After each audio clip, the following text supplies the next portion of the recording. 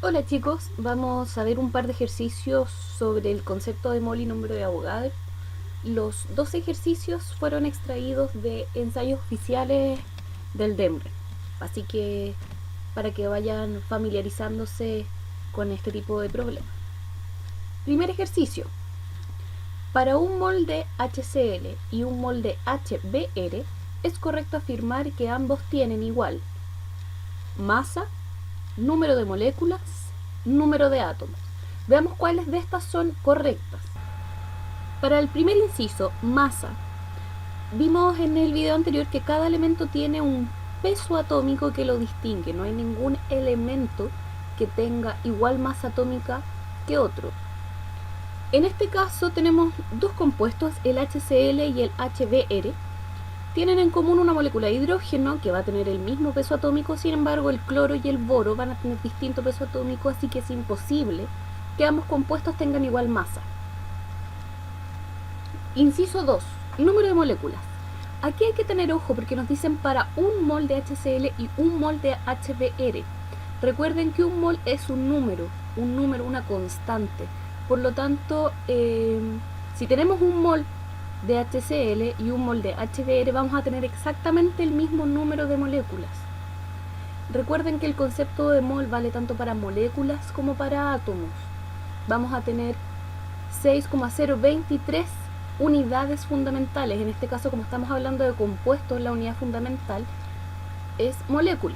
Si estuviésemos hablando de elemento, la unidad fundamental sería átomo. Pero en este caso tenemos el mismo número de moléculas. Inciso 3, número de átomos. Sabemos del inciso 2 que tenemos el mismo número de moléculas de HCl y de HBr. ¿Podemos afirmar que tenemos el mismo número de átomos? En este caso sí, porque tenemos la misma estructura en ambos compuestos. Tenemos un átomo de hidrógeno unido a un átomo de cloro, por una parte, y un átomo de boro unido a un átomo de hidrógeno. Por lo tanto, al tener la misma estructura, al tener cada compuesto el mismo número de elementos, también se va a cumplir que tienen el mismo número de átomos. Por lo tanto, la respuesta correcta en este caso es D, solo 2 y 3.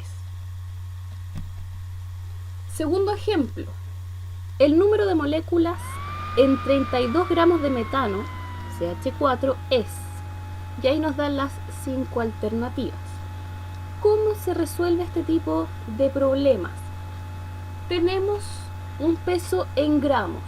Necesitamos primero saber cuál es el peso molecular del metano y luego ver a cuántos moles corresponden 32 gramos, y una vez que tengamos el número de moles, sabemos que un mol es 6,023 por 10 elevado a 23 moléculas, en este caso, porque tenemos un compuesto, y conociendo el número de moles, entonces podemos conocer el número de moléculas.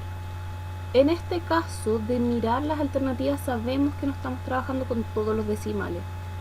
En general se ocupa 6 por 10 a la 23 para el número de Avogadro en la PSU para hacer más sencillo los cálculos. Calculemos entonces cuál es el peso molecular del metano. Necesitamos la tabla periódica. Esta es la tabla periódica que apareció en el ensayo oficial. Podemos ver que el carbono tiene una masa atómica de 12 gramos partido por mol y que el hidrógeno tiene una masa atómica de 1 gramo partido por mol. Entonces, el CH4 tiene un átomo de carbono y tiene 4 átomos de hidrógeno. Para calcular el peso atómico del metano tengo que considerar un átomo de carbono, que pesa 12 gramos, y 4 átomos de hidrógeno que pesan en total 4 gramos, porque cada uno pesa 1 gramo. Al hacer la suma, entonces, vemos que el metano tiene un peso de 16 gramos partido por mol. Por lo tanto, un mol de metano pesa 16 gramos, que es el peso molecular, y por regla de 3 simple, si un mol de metano pesa 16 gramos, ¿cuántos moles de metano pesan 32? Bueno, fácilmente podemos ver que 32 gramos de metano corresponden a 2 moles. Si un mol equivale a 6 por 10 a la 23 moléculas, entonces 2 moles son el doble de moléculas, 12 por 10 a la 23 moléculas. Y en ese caso, entonces, vemos que la respuesta correcta es la B. Eso ha sido todo por este video. Nos vemos en un próximo video.